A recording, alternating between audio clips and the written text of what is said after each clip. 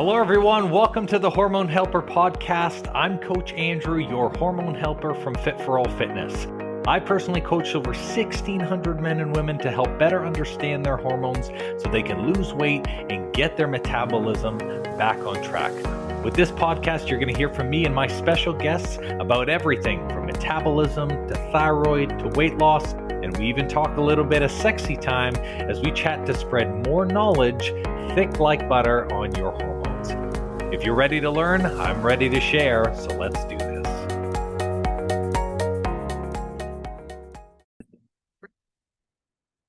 Hello, everyone. Welcome back to another episode of Getting Real with the Costas. We are going to share with you guys how Andrew and I actually met, which was like 8 years ago. And we're going to relate this to a lesson of how to never give up on what you know you deserve, what you know you want, whether this is financially, this is career-wise, whether this is, a relationship, a friendship, a health goal, this can relate to you. So Andrew and I actually met on Plenty of Fish, and Plenty of fish. Yeah, like for me, it's so interesting. I feel like I focused so much on myself when I was in high school, college, university, that like dating wasn't really a thing for me. It was like I focused on myself, and all my friends were in relationships, but I didn't really I wasn't really focused on that. So because I never really went out, because I had a hard time, I guess, like finding people in the real world, so to speak, one of my mom's friends said, like, you should go on online dating.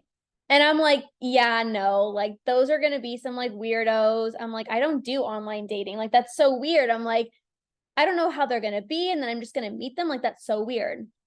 But I've heard like success, like even some of my family members have met online and like they're married and like they have a success story. So I'm like, you know what, let me just try. Like, I don't even know, like this probably isn't going to work, but let's just try this Plenty of Fish thing. I don't even know. And I literally remember like putting up my photos, putting up my bio, and I found Andrew. And I found like 2 other people, but I was like, no, Andrew's the one. I just like knew right from the beginning. Yeah. And I had no idea how this thing even worked, but I remember like it saying like send him a message. So I literally was like, okay, I'm going to message him. Like I've never like slid into anyone's DMs before, so I'm just going to try this. You know what I mean? Like whatever. And I remember it said like send him a message. So I pressed that button, and the next thing you know, it says something like all of your photos have been sent. And I'm like, photos? And supposedly it like connected to my Facebook. So it sent like some of my Facebook pictures, and I'm like, oh my God. But anyways, so I was on there for like 4 days and we started talking, and you can obviously share your experience. But that was kind of my experience. I just found Andrew and I sent him a message. And you want to share your side of things? Yeah. My story was totally different. So Lorna was on Plenty of Fish for literally like 4 days. I was on Plenty of Fish for a whole year. A lot of fishing. Yeah, a lot of fishing, I guess. A lot of bad dates. A few dates that the people were nice, but just not right for me, and a lot of crazy stuff as well. So I was a little bit different coming out of high school and always doing apprenticeships. Like I spent a lot of time working. So for me, like it got to the point when I was in my high teens and early 20s, I was doing more like full-time jobs, construction work. In that time, I had just transitioned from an automotive tech to some tower crane operating. So I was so busy, it didn't make sense to go and spend an entire evening at the bar and just have a bunch of drinks but not talk to anybody and not get anywhere. So a couple of us, actually, it was me, it was Dan Castellucci, there were a few other people. We decided, we're all just going to go on Plenty of Fish together because it's easier with friends, right? And so started my little adventure of like going on dates. And first, I literally spent an entire week building my profile because people were like, it's all about your profile. If you say the wrong thing, if you don't have the right stuff, then people aren't going to be attracted to you, and no one's ever going to respond back to your messages. So I was like, okay, that's fine. So you start looking through, like, what are your best pictures? What are the things that you're going to say about yourself to someone? And what are the things that you're going to keep off about you that may not be attractive to somebody, right? So, like, Lorna knows I'm a nerd at heart. I've always been a nerd, right? But I don't think she saw anything nerdy in my profile. No. If So you literally put in your profile like interested in anime and models and Dungeons and Dragons, I'd be like, what the heck? yeah, so you definitely have to, like, be selective. And it's not that I wasn't being genuine, right? It's just like, I was like, what do I want this person to know about me? And kind of, put my best foot forward, right? So the I had the reason why I was on it for an entire year is I had a lot of dates where the people were not the people who showed up in terms of messaging, where we would maybe message back and forth. They seemed really nice. And then, like, when it actually came to, like, hey, let's meet up, it never took that step. Like, that's when it was like, oh, I actually have to see this person. Psych, I'm actually not that interested. Right. So I didn't have a 4-day window. I had a lot of trial and error. And some of the, like I said, the dates didn't work out. But then it just started getting that the people that I was actually going to were not the right people, were not good fits, were actually not good people. And I started to get almost frustrated and started to lose hope.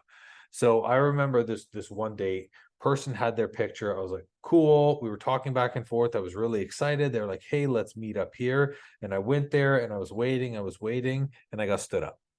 And when you're sitting there at some place for dinner and the place is fancy and you're like, oh, 2 seats, and then you sit there for an hour, 2 hours, uh, that's pretty bad, right? And the server felt bad for me. So the server actually sat down and joined me to eat. So I didn't look like I would be alone, because I literally, like, she probably thought I'd look at this poor loser who's sitting there, when I knew that they were just trying to do a nice thing, right? There was, Was it a girl? She was huh? definitely interested in you. No, she was not interested in me Um, whatsoever. She just sat down and was like, "Hey, I'm actually, like, off of lunch. Like, I feel bad because I what I had told them was the girl told me first she was going to be late. So that was the first thing. So I was like, okay, well, she's going to be late. Like, I'll just get a drink, right? And then she was like, oh, why don't you just start ordering, because I'm running behind. So then I had already ordered food and I was like, okay, well, I'm just going to wait. And then, about half an hour in, that no one's going to show up, right? So you spend an extra half an hour just kind of praying that people will, that a Hail Mary will appear, right? So the server, she was like, look, feel bad. You ordered food. You seem really pumped for this date. Mind if I just sit down and whatever, at least we could chat. She was friendly. And then I went and I left, right?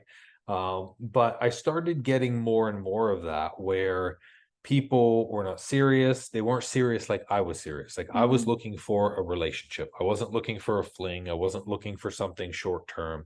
And the people that kept on appearing on the profile and stuff were just flaky people. They just weren't serious. They weren't as invested in relationships. And before I ended up coming in contact with Lorna online, there was this girl. I don't know if I told you about her. the So alley girl, uh like in the alleyway. yeah, Yeah, in the you told alleyway. me. So basically, this person who lived out in freaking Windsor Way made me drive like 3 hours over there to go and see her. And she wanted me to come late at night or whatever. Right. So I drive over there. It's like 10 o'clock at night. I spend like half an hour.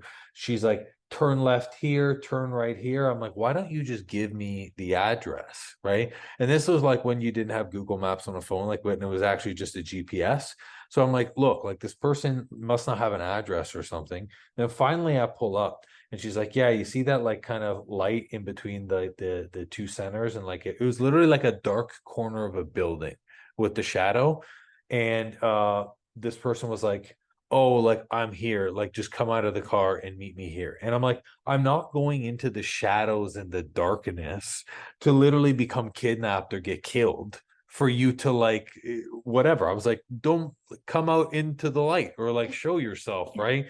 So then I was like, forget this. This is obviously some type of a trap or something, right? I'm gonna die. And I left, but it was like literally an entire year of going on and off. And then about, I think a month and a half passed from that. And then all I get on my profile is like, you've been like, this person super liked you or something, right? And I was like, super liked me. So I go on, I was like, oh my God, she's gorgeous. Like she seems super, super nice. I was like, wow, she's super like me. Like no one's ever super liked me before, right? People only I was stood like, me up and wanted to yeah. kill I was me. like, crazy. That's an awesome feat. And we, as we just started talking, I was like, yeah, she seems really, really awesome to meet up. And then even when we set up the time, like the date didn't end up going as we had planned because places were closed and we went to a few different coffee things. But we literally just ended up talking for I think it was like 4 hours. Yeah. And it was a great date. We kept communication afterwards, and then we just kind of built our relationship from there. Yeah. Like for my experience, like I like before you, like there was a few people that people like try to set me up with. Like when I was working at the gym, somebody was like, hey, go on this blind date. And it was like this cowboy, which like we did not vibe at all. Like it was like so Yeehaw. awkward.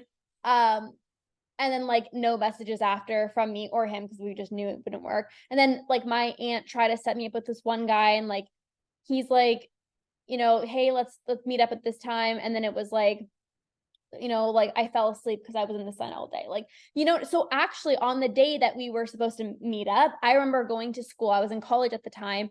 And I literally had my hair in like a greasy bun. I was like in a sweater and a sweatpants. And I'm like, we're probably not going to meet up. So like, there's not even a point of like showering or doing my hair. Like, I didn't think we were going to meet up, to be honest. And I think you even said like, hey, like, like I'm ready or whatever. And I started getting nervous. I'm like, oh my God, this is actually happening because I didn't think it was going to happen. And I remember telling you, I was like, can you come at like 9 p.m.? Because I still needed to shower. I still need to get ready. Do you remember that? Yeah. And so I was like so nervous. But yeah, we literally just like, we went into like one coffee shop and it was all full. So then we just literally sat in the Tim Hortons parking lot. Like we were like going to go into Tim Hortons and I'm like, can we just stay inside? Like we didn't even get coffee or tea. We didn't get anything.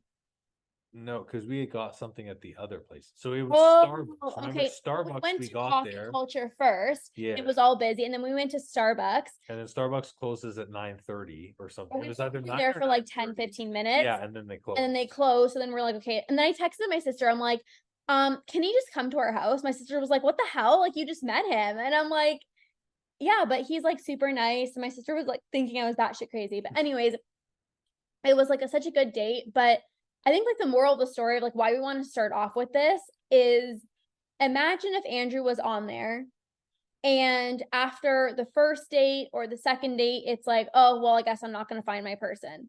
Or imagine it was like, oh, well, like that must mean like I'm not good enough. Or that must mean like no one's going to like me. Or that must mean like X, Y, and Z. Like we always get into our head. And a lot of the times we give up too soon, whether it's a relationship or even a job promotion. Like you get, no's on one interview, no's on the second interview, no's on the third interview. And it's like, oh, maybe this isn't meant for me. Or you're reaching your, trying to reach your health and fitness goals or, your health goals or whatever it is. And you're like, oh, it's not working. I'm not seeing results. And then all of a sudden it's like, if you give up too soon, you'll never have that beautiful relationship or that job promotion or that goal that you've been wanting to reach. And I think for a lot of people, it's like, if we don't see immediate results, it must mean something about me, or I'm broken, or I need to be fixed, or I'm not good enough. When really it's like, if you just keep on going and you're consistent, like Andrew is like, okay, this person didn't work out, but like, I'm not going to give up hope. Then he finally met the woman of his dreams. I love it. You know what the reality was is there were a lot of times where I could have given up. There were tons of times where I was super frustrated, where I was like, and especially on those dates where I was stood up, and that was, I almost thought to myself like this is just a common reoccurring theme. Like I'm just gonna go get stood up, drive home, right? Yeah. And it was Did you think that was going to happen it was with us? always the drive homes. I didn't think that with you because of the way that you were responding, but like I have like you start to see the same style of messaging Yeah. when people are not like for example, like, oh, something came up, I just have to deal with this, or like I'm Yeah. running behind, like people don't say their true intentions. Yeah. So like I no, I didn't think that with you, but like there were so many opportunities where at any point in time I could have just said, forget it. Like Yeah. this doesn't make sense. It doesn't work. I think alongside having the Plenty of Fish account, I had downloaded another app. It wasn't Tinder. There was some because Tinder didn't exist. It was something else or whatever, right? But the most important thing that I took a look at first is I took a look at like what could I do differently, right? So a part of what I did for a little bit on Plenty of Fish is like Plenty of Fish had, and at that time it was 100% free.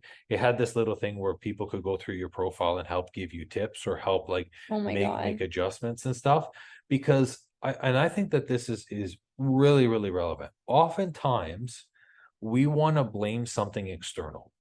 We Mhm. want to say it's not my fault that it's not working. It must not be for me. Maybe I'm not destined to find love. Maybe it's this goal is never going to happen for me. When sometimes you just need to change your approach or you just need to alter something a little bit different. Yeah. So instead of writing it off, and I actually learned this from my automotive teacher, because he was like, listen, like oftentimes people's cars get so broken, instead of like fixing it, even though it's so simple, there's just to them, they're like, it's too many problems, right? Yeah. When it's like everything can be fixed, it's just how much time do you want to put into it to Yep. do it, right? So I was like, you know what? Sure, I'm gonna go. Actually, we had that conversation at the college bar that was in the Mohawk College. There's like Okay. a little bar, whatever, and the teacher said that. So I was like, you know what? I'm gonna go and I'm gonna give it a shot. So what I did was I reached out, right? And I mean, essentially, like it was almost like a Plenty of Fish coach, right? Where they were like, oh, your profile, like we recommend that you change this, like, and even in terms of the way that you message with people, like if someone, doesn't message after the third time, don't like, don't continue to message like they're obviously not interested, move forward. So I was like, you know what? I'm gonna try this, and things did change. It changed like in terms of the way people were having conversations. They also told me to be more direct, because I was like, hey, like, do you want to kind of, if you maybe want to spend some time, like instead I was like, listen, I think you're nice, like, do you want to go out, I think you're nice. and it's like, don't be afraid of that potential rejection or that potential failure or the thing not working out in your favor, right? So in making those changes, Mhm. I was now like, okay, I'm willing to continue with this, Yeah. right? Like I think where people start to get fatigued in you know, it's like they're doing the same thing every single day. Yeah. They're not changing anything. They're Mhm. praying for a different result. Mhm. They want more consistency. They're not seeing it. And then they just become defeated. Where it's Mhm. like, no, you have to change something alongside of, being consistent with it and be willing to wait. Like I wasn't saying to myself every time I was on Plenty of Fish, I want a girlfriend tomorrow. I want to Yeah. be in a relationship tomorrow. Yeah. I started saying to myself, like, I want to be in a relationship with the right person. Mhm. The right person is out there for me. Yeah. So they'll come when they're ready, when I'm ready, we'll Yeah. meet each other. And that's why like a year, it's crazy to say I was on it for a whole year, because it really didn't feel like a year. Yeah. There's so many lessons you can extract from that. I think like the first one is like be willing to get support when you can use it, right? Like there's nothing wrong with like reaching out for support and, getting some assistance, right? Like that's what Andrew did. It's like, oh, like this can maybe optimize my bio or whatever it is. And like whether that's like a health coach or whatever, it's like, getting support from somebody or even like a family member, like, hey, I need support with something, right? So I think that's the first lesson. The second lesson is he said, like, I wasn't trying to get a girlfriend tomorrow. And so often when it comes to goals, it's like, I need results by tomorrow, or like, I need to I need to reach this goal in 8 weeks, or it needs to be fast. Like everyone's looking for like these quick fixes. And I know we're all excited. And I know we want to, whether like any goal you have, it's like, of course you want to achieve it. Like it's exciting. But what I found was like the journey was actually like the funnest part. Like, even though I was on there just for like 4 days, we didn't meet up after 4 days. Like, I think it was like maybe 6. I don't know. Like, it was pretty quick. Yeah, it was not like a full week. Yeah. But whatever. Like, within like the first few months of us dating and just like kind of chatting back and forth, like that was fun. Like, where are we going to go for our next date? And like that was like the fun part, right? And I think everyone wants to chase on to the next thing. So once we got into a relationship, I'm like, when are we going to get engaged? When are we going to get married? And it's like on to the next thing always so fast, right? And it's like you have to enjoy every single moment, whether you are, trying to figure out like what that goal is, or whether you are just working towards it and you're not there yet, or you've reached that goal and now you want to reach another goal. It's like there's something so powerful about just enjoying the process and enjoying the journey. I think that's also really, really important. Oh, 100%. And Yeah. that's what people, I think oftentimes they're like, I just want to be married.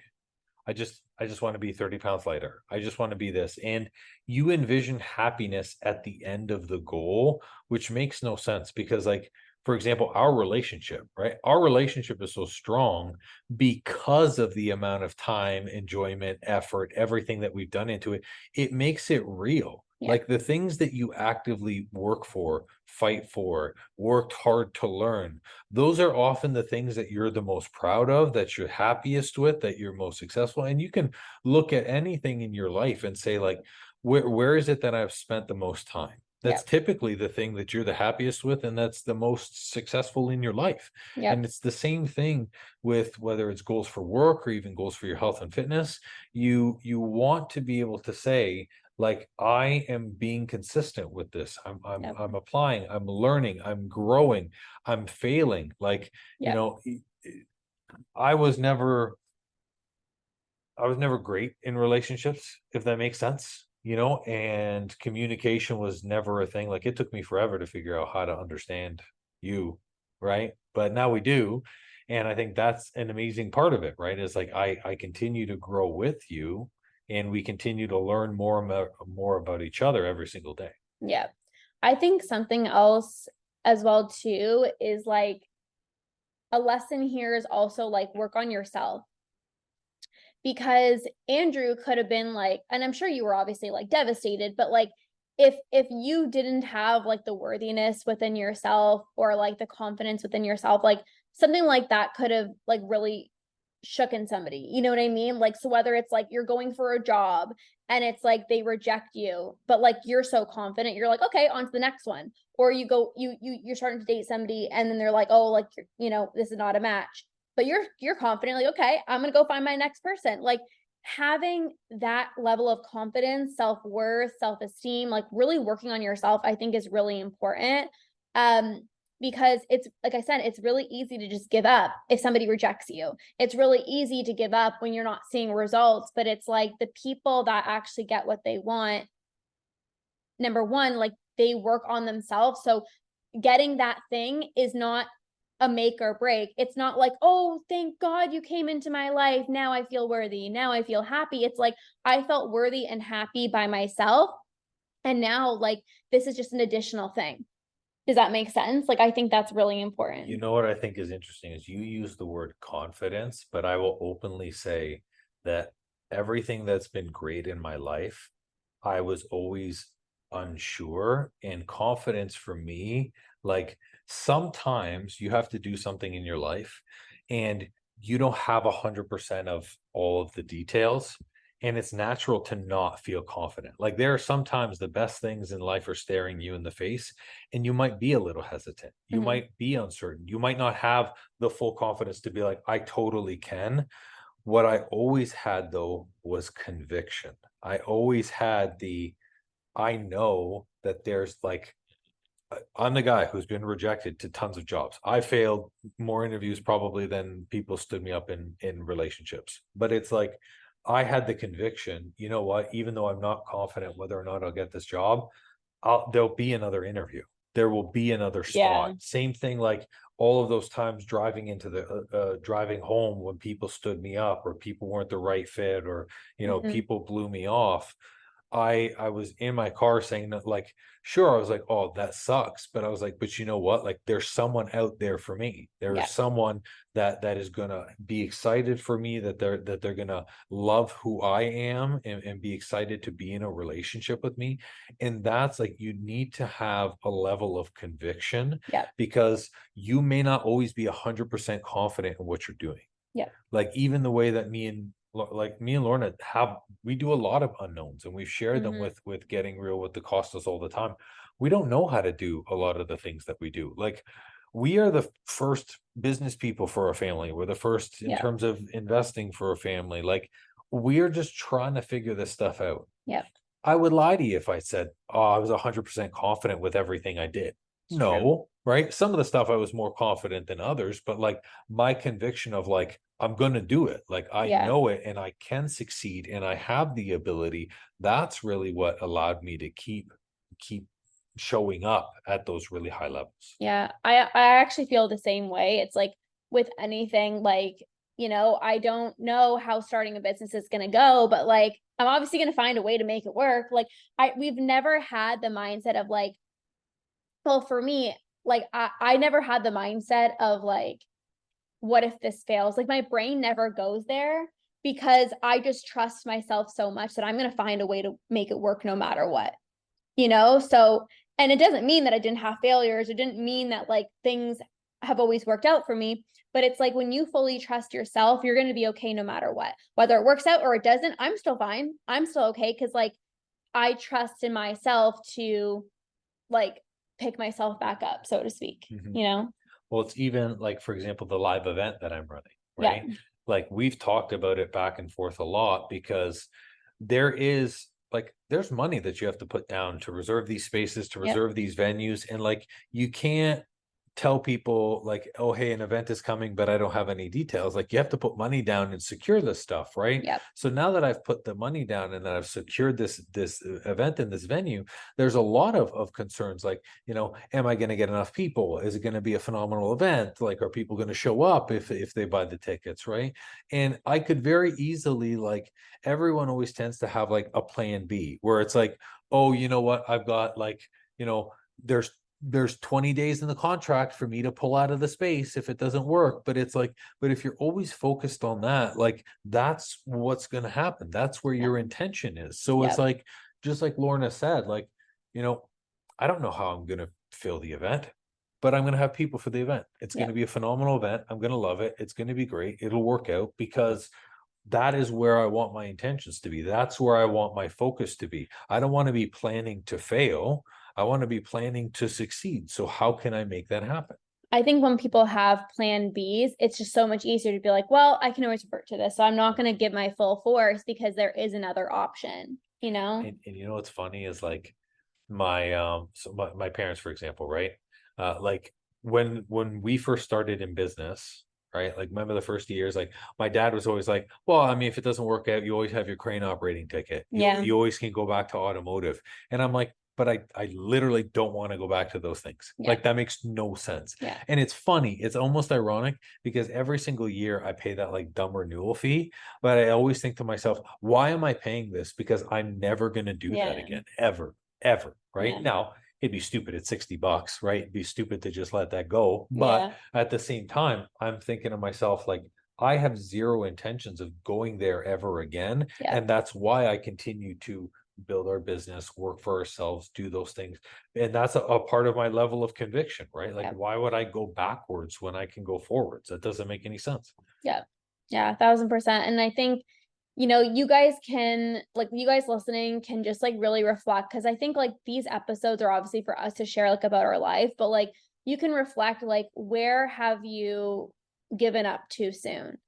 Or where are you giving up too soon? Like maybe you're in the midst of something like so challenging right now. And maybe you're like, oh, why is this happening to me? Or like, oh, like I feel like I'm the only person going through this, but like there's always something better on the other side. And if you don't give up, like you're going to end up having the thing that you want and so much more. And I think like that's like like a beautiful lesson. Like sometimes it's like, it's so dark. It's like, there's no way out, but it is like that saying of like, there is a light at the end of the tunnel, but it's like, you have to maybe go through that dark time or like that hard time or the challenges, the difficulties in order to have that light. And I truly believe like the reason why things happen to you that are so good and like you get to experience that joy is because you were willing to go through those challenging times. Like, you know what I mean? And it's like, yeah, that's what I would say. Your happiest moment is your happiest moment because you're always looking at the saddest moment. Your moment where you feel the most passion is always where you reflect on the times where you didn't feel passionate at all, right? Like it's the great opposite and the great equalizer. And another thing that you can do in addition to what Lorna said is like, I really believe that in order for you to have a solid conviction, and I talk to this with my clients all the time, you really have to understand what your values are. What is it that you're valuing each and every single day? Because sometimes we do things because we feel that it would make us happy, or because we feel that that's where we have to go, or that's where the expectation is. And then you don't feel fully fulfilled at the end. And I mean, I had a lot of careers that didn't fulfill me, right? There was a lot of instances with friends and relationships that didn't light me up in that way. And that's where you have to say to yourself, like, I don't want to just be in a relationship. I don't want to just be married. I don't want to just have a job, right? I want to do things that I love, be with people that I really care about. Yeah. And it's really, here's the best part. It's easy to find your values. So easy. All you do is you say, like, if you say like, I value family time and family connection. Let's say that is a value. Go into your calendar and look for the month, how much time you spent on it. If you don't spend a lot of time on those things, then that's a value you need to work on. Right? Damn, I value myself a lot. Well, we both do. Before Think about it. Andrew was literally looking at my schedule. He's like, your schedule is so cute. And I have all this like white space and like obviously like my business stuff and whatever, but like I'm working all day, but like it doesn't ever feel like work. But I also have so much space for myself. Like I really do have a lot of time to myself. And I like created, obviously my life to be like that. But yeah, it's so interesting when sometimes people say like, I value this or I prioritize this, but like that's where you spend the most amount of time and money. Yeah. Like finances, time, energy, effort, those are, the values and the priorities, right? 100%. So yeah, like your calendar does not lie. And I know you're like, it's easy also to look at the calendar and be like, oh, but that was just this week. Like look through the entire month, patterns repeat themselves. Yeah. Right. And that's why it's so important. But yeah, I think you have to be prepared for the long haul. Be prepared that it might take a year, that it might take 5 years, but just have that conviction that like you're gonna find the solution. Like you found solution to other problems in your life. You can continue to work on any problems in the future. Yep. Yeah, I love it. Awesome. All right, you guys. Well, thank you for listening to another episode of Getting Real with the Costas. As always, we hope you guys took a little golden nugget from this and can apply something into your life. And hopefully you feel a little bit more connected to us and, just feel a little bit more like into our world, so to speak. I know obviously we have so many podcasts on health and mindset and all of that stuff, but there's obviously so much more to us than that. Yeah, so we should talk about sex for the next one. Let's do it. I'm just kidding. Actually, it's a secret. No, you know how many people would benefit from that? I don't care. No, we're gonna do it. Except your mom listens to your podcast. Yeah, that's why it's secret. Oh God. Well, it is all fun and games. I'm sure that they're that would actually be, we would probably get so many downloads on that podcast. You think so? No, but like I'm not just saying it for the downloads. Like people like I think need help in that area. Not like we're experts or anything like that, but I'm just saying experts. No, we're definitely not. But it's just like a lot of people aren't intimate with their partner, or a lot of people are like insecure in their body, or a lot of people don't have the energy, or a lot of people like, you know what I mean? I think that's true. Oh, maybe we could. I would be open to it. I don't care. Yeah. I don't give a shit. Yeah. So I think I have a podcast episode on it. So anyways. Nice. Yeah. Excellent. All right. Well, then stay tuned on the next episode of Getting Real with the Costas, where we talk everything sexy time. So that'll be Let's go. amazing. All right. Have a good rest of your day, you guys. Bye. Bye. Well, it seems I'm all out of info juice for today. That's all for this episode. And thank you so much for listening. Please leave a raving review for me if you've learned something good, and make sure to subscribe to the podcast so you don't miss an episode. Now, if you're in the mood for some more great content and tools to get your hormones on track, why not check out our free Facebook group and the blog on our site? We do amazing weekly trainings in our group that me and my wife call Tea and Teachings that give good tips for anything hormones and metabolism related. It's also a great community where you get to share your goals and success with like-minded people just like you. I'll make sure to drop both the Facebook group link and the blog link in the show notes for you. Or if you're ambitious like me, the name of the group is Weight Loss and Balanced Hormones. It'll say Fit for All beside it with a picture of me. So come and join us and have more fun.